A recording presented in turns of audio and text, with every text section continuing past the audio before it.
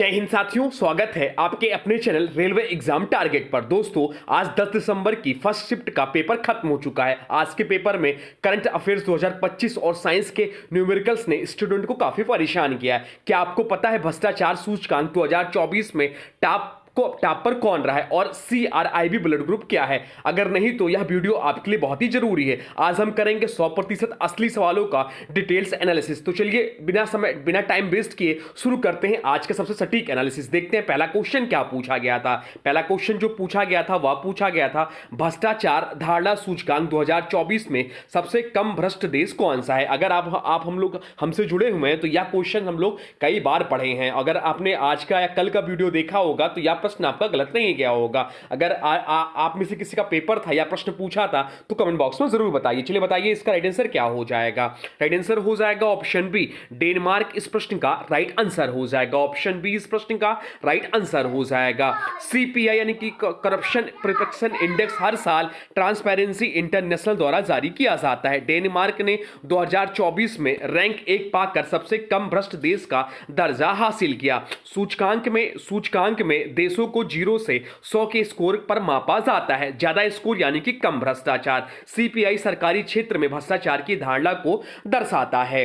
भ्रष्टाचार की धारणा को दर्शाता है। भारत का स्थान क्या रहा? तो भारत का स्थान जो था इसमें 96वां स्थान था। भारत का स्कोर कितना था? भारत का स्कोर 38 था। सबसे भ्रष्ट देश कौन सा, यह आप आपसे पूछ सकता है। तो सबसे भ्रष्ट देश जो था वो दक्षिण सूडान था। अब चलते हैं अगले प्रश्न की ओर, देखते हैं अगला प्रश्न क्या पूछा है आपसे। अगला प्रश्न जो पूछा था वह पूछा था वर्ष 2025 में किस पैरा एथलीट को मेजर ध्यानचंद खेल रत्न पुरस्कार से सम्मानित किया गया था। अभी हम लोग ने कल के सेकंड शिफ्ट में यह क्वेश्चन किए थे, रिपीट हुआ यह क्वेश्चन। बताइए इस प्रश्न का राइट आंसर क्या हो जाएगा।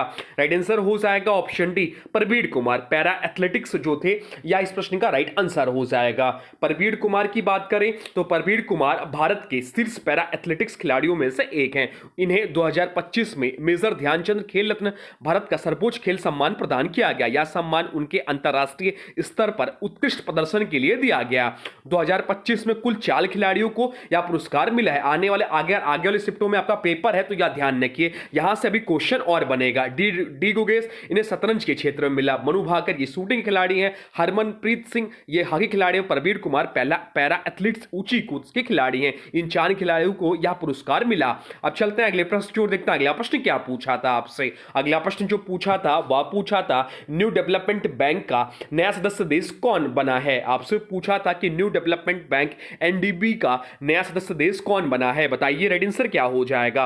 राइट आंसर इस प्रश्न का लिख दीजिए, बताइए क्या होगा राइट आंसर। राइट आंसर हो जाएगा ऑप्शन बी, अल्जीरिया इस प्रश्न का राइट आंसर हो जाएगा। ऑप्शन बी इस प्रश्न का राइट आंसर हो जाएगा।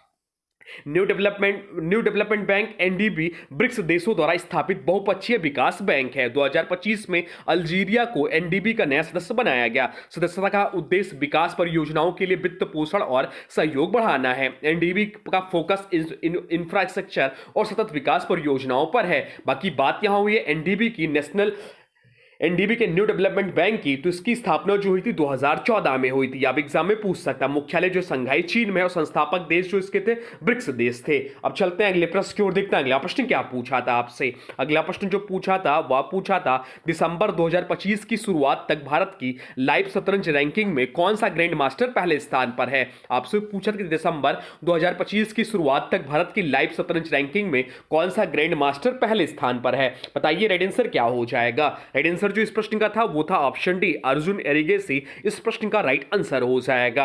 अर्जुन एरिगेसी दिसंबर 2025 की शुरुआत में भारत के टॉप रैंक लाइव शतरंज खिलाड़ी बने। उन्होंने अपने लगातार मजबूत अंतरराष्ट्रीय प्रदर्शन से यह स्थान हासिल किया। लाइव रैंकिंग खिलाड़ी के हालिया मैचों के परिणामों के अनुसार बदलती रहती। भारतीय शतरंज में यह एक नई पीढ़ी की बड़ी उपलब्धि मानी जा रही है। अब चलते हैं अगले प्रश्न की ओर, देखते हैं अगला प्रश्न क्या पूछा है आपसे। अगला प्रश्न जो पूछा था वह पूछा था अक्टूबर 2025 में हुए आस्ट्रा हिंद 2025 अभ्यास में भारतीय सेना की किस टुकड़ी ने नेतृत्व किया। बताइए राइट आंसर क्या होगा इस प्रश्न का। इस प्रश्न का राइट आंसर कमेंट बॉक्स में लिख दीजिए, बताइए क्या था इसका राइट आंसर। राइट आंसर था ऑप्शन सी, गोरखा राइफल्स इस प्रश्न का राइट आंसर था। ऑप्शन सी इस प्रश्न का राइट आंसर था। आस्ट्रा हिंद 2025 भारत ऑस्ट्रेलिया का संयुक्त सैन्य अभ्यास है। इस संस्करण में भारतीय दल का नेतृत्व गोरखा राइफल ने किया। अभ्यास का आयोजन जो हुआ पर्थ ऑस्ट्रेलिया में हुआ। उद्देश्य था इंटर ऑपरेबिलिटी, संयुक्त युद्ध कौशल और सामरिक समन्वय बढ़ाना। अब चलते हैं अगले प्रश्न की ओर, देखते हैं अगला प्रश्न क्या पूछा था आपसे। अगला प्रश्न जो आपके सेट में पूछा था वह पूछा था 2025 में खोजा गया नया दुर्लभ रक्त समूह CRIB ब्लड ग्रुप किस राज्य की महिला में पाया गया? बताइए क्या होगा राइट आंसर। राइट आंसर जो हो जाएगा वो हो जाएगा ऑप्शन बी, कर्नाटक। इस प्रश्न का राइट आंसर हो जाएगा। या इंपॉर्टेंट प्रश्न आने वाले शिफ्टों में भी आपसे पूछ सकता है या रिपीट होगा प्रश्न, देख लीजिएगा। CRIB यानी कि ब्लड ग्रुप एक अत्यंत दुर्लभ नया रक्त समूह है जो 2025 में पहली बार पहचाना गया। यह रक्त समूह कर्नाटक के कोलार बेंगलुरु के पास रहने वाली 38 वर्षीय महिला में पाया गया। CRIB नाम में CR यानी कि क्रोमर blood group system, I for India, B से बेंगलुरु को दर्शाता है। कर्नाटक की बात हो रही है यहां तो कर्नाटक की राजधानी बेंगलुरु है। वर्तमान में यहां के मुख्यमंत्री जो है सिद्धारमैया साहब हैं, ये कांग्रेस पार्टी से हैं। अब चलते हैं अगले प्रश्न की ओर, देखते हैं अगला प्रश्न क्या पूछा है आपसे। अगला प्रश्न जो पूछा है वह पूछा है भारतीय रेलवे और SBI की साझेदारी में कर्मचारियों के लिए घोषित बीमा के तहत दुर्घटनात्मक मृत्यु की स्थिति में अब कितना कवरेज मिलेगा? बताइए क्या होगा राइट आंसर। राइट आंसर हो जाएगा ऑप्शन सी, 1 करोड़। इस प्रश्न का राइट आंसर हो जाएगा। भारतीय रेलवे ने कर्मचारियों के लिए SBI के साथ मिलकर बीमा कवर बढ़ाया। दुर्घटनात्मक मृत्यु की स्थिति में अब 1 करोड़ तक का कवरेज मिलेगा। यह फैसला कर्मचारी कल्याण और सामाजिक सुरक्षा को मजबूत करने के लिए है। योजना से रेलवे कर्मचारियों के परिवारों को बेहतर वित्तीय सुरक्षा मिलेगी। अब चलते हैं अगले प्रश्न की ओर, देखते हैं अगला प्रश्न क्या पूछा है आपसे। अगला प्रश्न पूछा केंद्र सरकार स्किलिंग को बढ़ावा देने के लिए कितने नेशनल सेंटर ऑफ एक्सीलेंस खोलने जा रही है? बताइए राइट आंसर क्या होगा। राइट आंसर क्या होगा इसका, यह आपसे पूछा है, बताइए क्या है इसका राइट आंसर। राइट आंसर हो जाएगा ऑप्शन बी, 5। ऑप्शन बी इस प्रश्न का राइट आंसर हो जाएगा जो आपसे पूछा था। केंद्र सरकार ने स्किल डेवलपमेंट को मजबूत करने के लिए 5 नेशनल सेंटर ऑफ एक्सीलेंस खोलने की घोषणा की है। इन केंद्रों का फोकस उद्योग उन्मुख कौशल विकसित करना होगा या एडवांस ट्रेनिंग, रिसर्च और अप्रेंटिसशिप को बढ़ावा दिया जाएगा। उद्देश्य है युवाओं को भविष्य की नौकरियों के लिए तैयार करना। अब चलते हैं अगले प्रश्न की ओर, देखते हैं अगला प्रश्न क्या पूछा था आपसे। अगला प्रश्न जो पूछा था वह पूछा था इंग्लिश चैनल को तैरकर पार करने वाली दुनिया की सबसे युवा भारतीय तैराक कौन बनी है? आपसे पूछा था इंग्लिश चैनल को तैरकर पार करने वाली दुनिया की सबसे युवा भारतीय तैराक कौन बनी है? बताइए क्या होगा राइट आंसर। तो राइट आंसर जो इस प्रश्न का था वो था ऑप्शन बी, जिया राम इस प्रश्न का राइट आंसर हो जाएगा। जिया राय ने मात्र 16 वर्ष की आयु में इंग्लिश चैनल तैरकर पार किया। वह इंग्लिश चैनल पार करने वाली दुनिया की सबसे युवा भारतीय तैराक बनी। इंग्लिश चैनल ब्रिटेन और फ्रांस के बीच स्थित है। अब चलते हैं अगले प्रश्न की ओर, देखते हैं अगला प्रश्न क्या पूछा था आपसे। अगला प्रश्न जो पूछा था वह पूछा था जनवरी 2025 में गंगा नदी में किस राज्य में नाव पलटने पर NDRF ने बचाव अभियान चलाया? बताइए क्या होगा राइट आंसर। राइट आंसर जो हो जाएगा वो हो जाएगा ऑप्शन बी, बिहार। इस प्रश्न का राइट आंसर हो जाएगा बिहार, जिसकी राजधानी पटना है। हाल ही में यहां के मुख्यमंत्री बने हैं नीतीश कुमार। जनवरी 2025 में गंगा नदी में नाव पलटने की घटना बिहार के कटिहार जिले में हुई। घटना की सूचना पर NDRF ने तुरंत बचाव एवं राहत अभियान चलाया। अभियान में फंसे लोगों को सुरक्षित निकालने पर जोर दिया गया। यह मामला आपदा प्रबंधन और नदी सुरक्षा से जुड़ा महत्वपूर्ण करंट अफेयर्स है। यह इसलिए इंपॉर्टेंट है। बाकी बात हो रही है NDRF की, तो उसका फुल फॉर्म होता है नेशनल डिजास्टर रिस्पॉन्स फोर्स। इसकी स्थापना 2006 में हुई थी। इसका मुख्यालय नई दिल्ली में है। यह भी ध्यान रखिए, पूछ सकते हैं आने वाले शिफ्टों में। अब चलते हैं अगले प्रश्न की ओर, देखते हैं अगला प्रश्न क्या पूछा है आपसे। अगला प्रश्न पूछा 2023 तक भारत में सबसे अधिक वन्यजीव अभ्यारण्य कहां हैं? आपसे पूछा था कि 2023 तक भारत में सबसे अधिक वन्यजीव अभ्यारण्य कहां हैं? बताइए राइट आंसर क्या हो जाएगा। राइट आंसर जो हो जाएगा वो हो जाएगा ऑप्शन ए, मध्य प्रदेश। इस प्रश्न का राइट आंसर हो जाएगा अंडमान निकोबार। इस प्रश्न का राइट आंसर हो जाएगा ऑप्शन सी। इस प्रश्न का राइट आंसर हो जाएगा अंडमान और निकोबार द्वीप समूह। इस प्रश्न का राइट आंसर हो जाएगा अंडमान और निकोबार द्वीप समूह में वन्यजीव अभ्यारण्यों की संख्या सबसे अधिक है। द्वीपीय संरचना के कारण यहाँ के कई छोटे छोटे संरक्षित क्षेत्र घोषित किया गया है। इस क्षेत्र में समुद्री व स्थलीय दोनों प्रकार की जैव विविधता पाई जाती, इसलिए कुल अभ्यारण्यों की गणना में यह क्षेत्र शीर्ष पर है। सबसे अधिक नेशनल पार्क है, तो सबसे अधिक नेशनल पार्क जो है वह आपका मध्य प्रदेश में ही आने वाले सेटों में पूछ सकता है। अब चलते हैं अगले प्रश्न की ओर, देखते हैं अगला प्रश्न क्या पूछा था। अगला प्रश्न जो पूछा साइंस का, बहुत ही सरल क्वेश्चन पूछा था। आपसे पूछा था कि दाब का एसआई मात्रक क्या है। आपसे पूछा था कि दाब का एसआई मात्रक क्या है, तो दाब का एसआई मात्रक जो होता है वो पास्कल है। पास्कल इस प्रश्न का राइट आंसर हो जाएगा। दाब बराबर होता क्या है, तो दाब बराबर होता है बल बटा क्षेत्रफल। दाब का एसआई मात्रक जो है पास्कल है, इसे पीए से लिखते हैं। एक पास्कल बराबर 1 न्यूटन प्रति वर्ग मीटर होता है। दाब की गणना ठोस, द्रव और गैस तीनों में लागू होती है। बाकी विकल्पों की बात करें तो यह भी इंपॉर्टेंट है, आने वाले सेटों में पूछ सकता है। न्यूटन या बल की इकाई है, जूल ऊर्जा की इकाई है और वाट जो है शक्ति की इकाई है। अब चलते हैं अगले प्रश्न की ओर, देखते हैं अगला प्रश्न क्या पूछा है आपसे। अगला प्रश्न जो पूछा था वह पूछा था निम्नलिखित में कौन कोशिकांग का हिस्सा नहीं है। आपसे पूछा कि निम्नलिखित में से कौन कोशिकांग का हिस्सा नहीं है, बताइए राइट आंसर क्या हो जाएगा। राइट आंसर हो जाएगा ऑप्शन डी, साइटोप्लाज्म इस प्रश्न का राइट आंसर हो जाएगा। ऑप्शन डी इस प्रश्न का राइट आंसर है। माइटोकॉन्ड्रिया, ग्लॉजी बॉडी और एंडोप्लाज्मिक रेटिकुलम कोशिकांग है। साइटोप्लाज्म कोशिका के अंदर का जेलीनुमा द्रव होता है। सभी कोशिकांग साइटोप्लाज्म में तैरते हुए पाए जाते हैं, इसलिए साइटोप्लाज्म स्वयं एक कोशिकांग नहीं है। स्वयं एक कोशिकांग नहीं है। साइटोप्लाज्म में अधिकांश जैव रासायनिक क्रियाएं होती हैं। अब चलते हैं अगले प्रश्न की ओर, देखते हैं अगला प्रश्न क्या पूछा है आपसे। अगला प्रश्न जो पूछा है वह पूछा है धातु और अधातु के बीच कौन सा बंध बनता है। आपसे पूछा है कि धातु और अधातु के बीच कौन सा बंध बनता है, बताइए राइट आंसर क्या हो जाएगा। चलिए बता दीजिए कि पूछा गया प्रश्न है आज के सेट में, बताइए क्या होगा राइट आंसर। राइट आंसर हो जाएगा ऑप्शन बी, आयनिक बंध। ऑप्शन बी इस प्रश्न का राइट आंसर हो जाएगा आयनिक बंध। धातु जो है अपने बाह्य कक्षा के इलेक्ट्रॉन त्यागते हैं, अधातु जो होता है वह इलेक्ट्रॉन ग्रहण करते हैं। इस इलेक्ट्रॉन स्थानांतरण से धन आयन और ऋण आयन बनते हैं। विपरीत आवेशित आयनों के बीच आकर्षण से आयनिक बंध बनता है। अब चलते हैं अगले प्रश्न की ओर, देखते हैं अगला प्रश्न क्या पूछा है आपसे। अगला प्रश्न जो पूछा था वह पूछा था किसी पेड़ को जोर से हिलाने पर उसके सूखे पत्ते और फल गिर जाते हैं, यह किसका उदाहरण है, बताइए क्या होगा राइट आंसर। राइट आंसर हो जाएगा ऑप्शन सी, जड़त्व या न्यूटन का प्रथम नियम इसका उदाहरण था। ऑप्शन में या तो जड़त्व दिया होगा या न्यूटन का प्रथम नियम, दोनों में से कोई एक भी दिया होगा वह सही होगा, जो भी दिया गया था। पेड़ को हिलाने पर पेड़ का भाग गति में आ जाता है। सूखे पत्ते, फल अपनी विराम अवस्था बनाए रखने की कोशिश करते हैं, इस कारण उनका पेड़ से संपर्क टूट जाता है और वे गिर जाते हैं। यह न्यूटन के प्रथम नियम यानी कि जड़त्व का उदाहरण है। अब चलते हैं अगले प्रश्न की ओर, देखते हैं अगला प्रश्न क्या पूछा है आपसे। अगला प्रश्न जो पूछा था वह आपसे न्यूमेरिकल पूछा था आपसे यदि किसी वस्तु का द्रव्यमान 5 केजी है और उस पर 20 न्यूटन का बल 4 सेकंड तक लगाया जाता हो तो अंतिम वेग क्या होगा, जबकि प्रारंभिक वेग जो दिया हुआ था वो 0 दिया हुआ था। तो हम लोग जानते हैं न्यूटन का दूसरा नियम, या क्योंकि यहां पर बल भी दिया हुआ है और द्रव्यमान भी दिया हुआ, तो यहां पर न्यूटन का दूसरा नियम लगाएंगे। न्यूटन का दूसरा नियम जो होता है F बराबर ma होता है।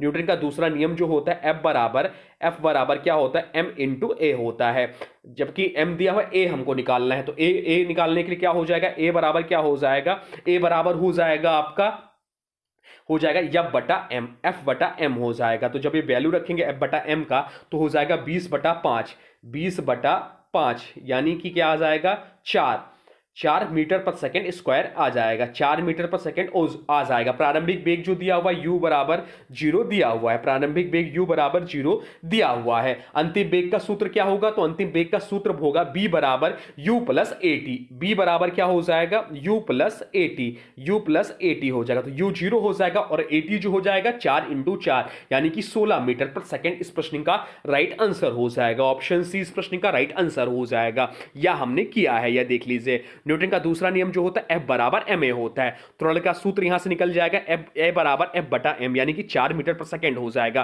प्रारंभिक वेग दिया हुआ था u बराबर 0 हो जाएगा। अंतिम वेग निकालने के लिए सूत्र लगाएंगे b बराबर u प्लस एटी। जब इसको सॉल्व करेंगे तो आ जाएगा 16 मीटर पर सेकेंड। अब चलते हैं अगले प्रश्न की ओर, देखते हैं अगला प्रश्न क्या पूछा है आपसे। अगला प्रश्न जो पूछा था वह पूछा था प्रतिरोधों को श्रेणी क्रम में जोड़ने पर क्या समान रहता है। आपसे पूछा प्रतिरोधों को श्रेणी क्रम में जोड़ने पर क्या समान रहता है, बताइए राइट आंसर क्या हो जाएगा। राइट आंसर हो जाएगा ऑप्शन बी, विद्युत धारा इस प्रश्न का राइट आंसर हो जाएगा। ऑप्शन बी इस प्रश्न का राइट आंसर हो जाएगा। श्रेणी क्रम में सभी प्रतिरोधों से होकर एक ही धारा प्रभावित होती है। धारा के लिए केवल एक ही पथ उपलब्ध होता है, कुल विभवांतर प्रतिरोधों पर विभाजित हो जाता है, इसलिए धारा समान और वोल्टेज अलग अलग होता है। अब चलते हैं अगले प्रश्न की ओर, देखते हैं अगला प्रश्न क्या पूछा है आपसे। अगला प्रश्न जो पूछा है वह पूछा है ध्वनि की तीव्रता मुख्य रूप से किस पर निर्भर करती है। आपसे पूछा है कि ध्वनि की तीव्रता जो है मुख्य रूप से किस पर निर्भर करती है, बताइए राइट आंसर क्या हो जाएगा। तो राइट आंसर जो हो जाएगा वो हो जाएगा ऑप्शन बी, आयाम इस प्रश्न का राइट आंसर हो जाएगा। एम्पलीट्यूड इस प्रश्न का राइट आंसर हो जाएगा। ऑप्शन बी इस प्रश्न का राइट आंसर है। ध्वनि की तीव्रता वह बताती है कि ध्वनि कितनी तेज या धीमी है। तीव्रता तरंग के आयाम के वर्ग के समानुपाती होती है। अधिक आयाम तो अधिक ऊर्जा, अधिक ऊर्जा तो अधिक तीव्र ध्वनि। आवृत्ति ध्वनि की कर्कशता यानी कि पिच तय करती है, तीव्रता नहीं। ध्वनि की तीव्रता को अक्सर डेसिबल में व्यक्त किया जाता है, यह भी ध्यान रखना। अब चलते हैं अगले प्रश्न की ओर, देखते हैं अगला प्रश्न क्या पूछा है आपसे। अगला प्रश्न जो पूछा है वह पूछा है किस संस्थान ने चेतावनी दी है कि आने वाले वर्षों में ग्राउंड लेवल ओजोन खतरा बढ़ जाएगा, बताइए क्या होगा राइट आंसर। राइट आंसर जो हो जाएगा वो हो जाएगा ऑप्शन सी, IIT कानपुर ने ऐसी चेतावनी दी है। अध्ययन रिपोर्ट में बताया गया है कि प्रदूषक गैसों के कारण ग्राउंड लेवल ओजोन बढ़ सकता है। ग्राउंड लेवल ओजोन श्वसन तंत्र और फसलों के लिए हानिकारक होती है। शहरीकरण और वाहन उत्सर्जन से इनका जोखिम आने वाले वर्षों में बढ़ने की आशंका है। चेतावनी वैज्ञानिक विश्लेषण व मॉडलिंग के आधार पर दी गई है। अब चलते हैं अगले प्रश्न की ओर, देखते हैं अगला प्रश्न क्या पूछा है आपसे। अगला प्रश्न जो पूछा है वह पूछा है मुंह का पीएच मान कितने से कम होने पर दांतों का क्षय शुरू हो जाता है। आपसे पूछा कि मुंह का पीएच मान कितने से कम होने पर दांतों का क्षय शुरू हो जाता है, बताइए राइट आंसर क्या हो जाएगा। राइट आंसर हो जाएगा ऑप्शन सी, 5.5 से कम। ऑप्शन सी इस प्रश्न का राइट आंसर हो जाएगा। सामान्य स्थिति में मुंह का पीएच लगभग 6.8 से 7 के आसपास रहता है। जब भोजन में शर्करा अधिक होती है तो बैक्टीरिया अम्ल बनाते हैं, इससे मुंह का पीएच मान 5.5 से नीचे गिर जाता है। कम पीएच पर दांतों की एनामल परतें घुलने लगती हैं, जिससे दांतों का क्षय शुरू होता है। अब चलते हैं अगले प्रश्न की ओर, देखते हैं अगला प्रश्न क्या पूछा है आपसे। अगला प्रश्न जो पूछा है वह पूछा है एक तितली फूलों का रस पीती है और गिलहरी फल दाने खाती हैं, ये दोनों किस श्रेणी में आते हैं, बताइए राइट आंसर क्या हो जाएगा। राइट आंसर हो जाएगा ऑप्शन बी, शाकाहारी श्रेणी में आते हैं। ऑप्शन बी इस प्रश्न का राइट आंसर था। तितली फूलों का रस पीती है जो पौधों से प्राप्त होता है। गिलहरी फल बीज व दाने खाती है, वह सब वनस्पति आधारित भोजन है। दोनों ही जीव पौधों पर निर्भर होती, इसलिए शाकाहारी कहलाते। शाकाहारी जीव खाद्य श्रृंखला में प्रारंभिक उपभोक्ता होते हैं। शाकाहारी जो होते हैं वो पौधों से भोजन लेते हैं। मांसाहारी जो होते हैं अन्य जीव खाते हैं। सर्वाहारी दोनों प्रकार का भोजन करते हैं। अब चलते हैं अगले प्रश्न की ओर, देखते हैं अगला प्रश्न क्या पूछा है आपसे। अगला प्रश्न जो पूछा है वह पूछा है बैटरी सेल का सही विद्युत प्रतीक क्या है। आपसे पूछे कि बैटरी सेल का सही विद्युत प्रतीक क्या है, बताइए राइट आंसर क्या हो जाएगा। राइट आंसर हो जाएगा option A B. Option B इस प्रश्न का राइट आंसर हो जाएगा। एक छोटी समांतर रेखा विद्युत परिपथ में सेल बैटरी को विशेष प्रतीक से दर्शाया जाता है। प्रतीक में लंबी रेखा धनात्मक टर्मिनल को दर्शाती है, छोटी रेखा ऋणात्मक टर्मिनल को दर्शाती है। एक से अधिक ऐसा प्रतीक क्रम में हो तो बैटरी दर्शाता है।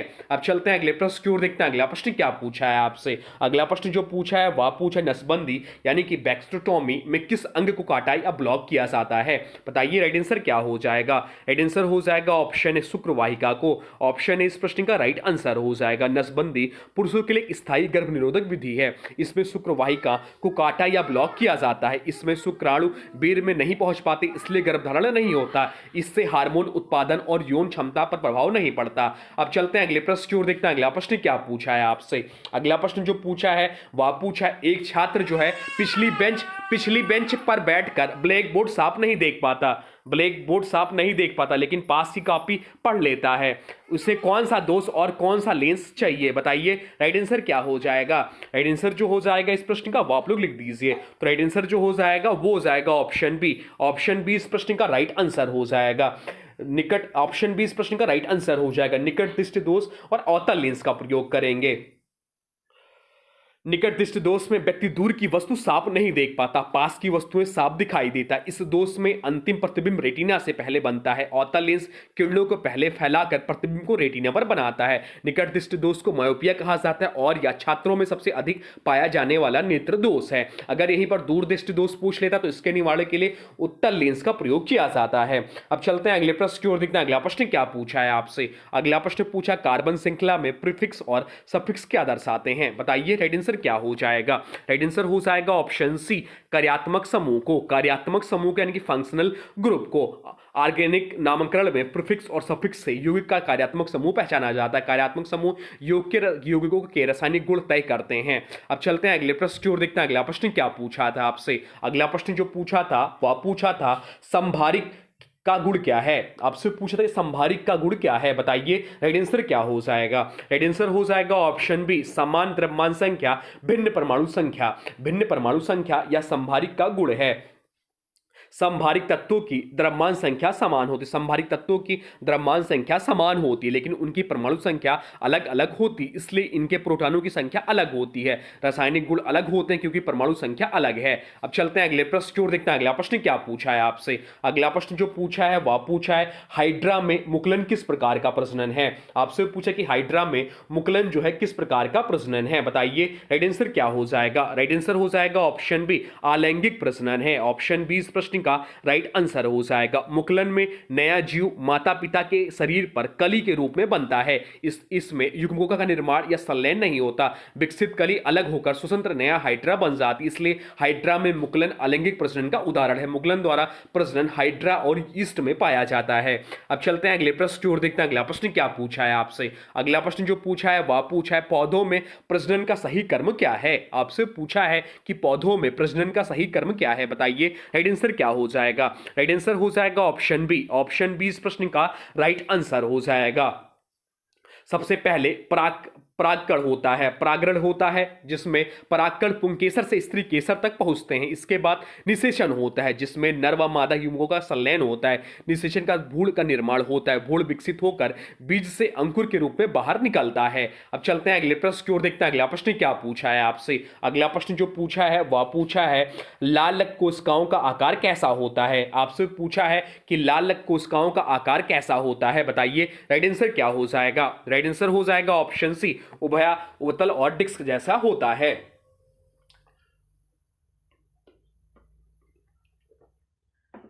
डिस्क जैसा होता है। आरबीसी का आकार बीच में धंसा हुआ डिस्क जैसा होता है जिसे उभयतल कहते हैं। यह आकृति आरबीसी का सतह क्षेत्रफल बढ़ाती है। अधिक सतह क्षेत्रफल से ऑक्सीजन और कार्बन डाइऑक्साइड का आदान प्रदान तेज होता है। उभयतल आकार आरबीसी को पतली कोशिकाओं में आसानी से मुड़ने में मदद करता है। अब चलते हैं अगले प्रश्न की ओर, देखते हैं अगला प्रश्न क्या पूछा है आपसे। अगला प्रश्न जो पूछा है वह पूछा है पेरस सल्फेट के विलयन से लोहे को कौन सी धातु विस्थापित कर सकती है, बताइए राइट आंसर क्या हो जाएगा? राइट आंसर हो जाएगा ऑप्शन ए, जिंक इस प्रश्न का राइट आंसर हो जाएगा। विस्थापन अभिक्रिया में अधिक अभिक्रियाशील धातु कम अभिक्रियाशील धातु को उसके विलयन से हटा देती है। जिंक लोहे से अधिक अभिक्रियाशील है, इसलिए रिएक्टिविटी सीरीज में या ऊपर की ओर है। अब चलते हैं अगले प्रश्न की ओर, देखते हैं अगला प्रश्न क्या पूछा है आपसे। अगला प्रश्न जो पूछा है वह पूछा है अवतल दर्पण द्वारा बना प्रतिबिंब कैसा हो सकता है। आपसे पूछा कि अवतल दर्पण द्वारा बना प्रतिबिंब कैसा हो सकता है, बताइए राइट आंसर क्या हो जाएगा? तो राइट आंसर जो हो जाएगा वो हो जाएगा, बताइए कमेंट बॉक्स में क्या होगा। राइट आंसर हो जाएगा ऑप्शन डी। ऑप्शन डी इस प्रश्न का राइट आंसर हो जाएगा। वास्तविक और आभासी दोनों स्थिति के अनुसार ऑप्शन डी इस प्रश्न का राइट आंसर हो जाएगा। अवतल दर्पण दूर की वस्तु के लिए सामान्यतः वास्तविक और उल्टा प्रतिबिंब बनाता है। जब वस्तु फोकस और ध्रुव के बीच हो तो प्रतिबिंब आभासी और सीधा बनता है। वस्तु की स्थिति बदलने पर प्रतिबिंब का स्वरूप बदलता है, इसलिए अवतल दर्पण से वास्तविक व आभासी दोनों प्रकार के प्रतिबिंब बन सकते हैं। अवतल दर्पण का उपयोग सेविंग मिरर, टार्च और वाहन हेडलाइट में किया जाता है। वाहन हेडलाइट में किया जाता है। तो दोस्तों ये थे आज के शिफ्ट के वो महत्वपूर्ण सवाल जो बार बार रिपीट हो रहे हैं। उम्मीद है कि इस एनालिसिस से आपको एग्जाम का लेवल समझ में आ गया होगा। अब आज के वीडियो से प्रश्न है, इसका राइट आंसर आप लोग को बताना है। आज के वीडियो से प्रश्न है भ्रष्टाचार धारणा सूचकांक 2024 में सबसे कम भ्रष्ट देश कौन सा है, यह आपसे पूछा गया। इसका राइट आंसर आप लोग को कमेंट बॉक्स में बताना है। अगर आपको हमारी मेहनत और ये असली सवाल पसंद आए हो तो वीडियो को लाइक जरूर करें और पल पल के अपडेट के लिए रेलवे एग्जाम टारगेट को अभी सब्सक्राइब कर लें।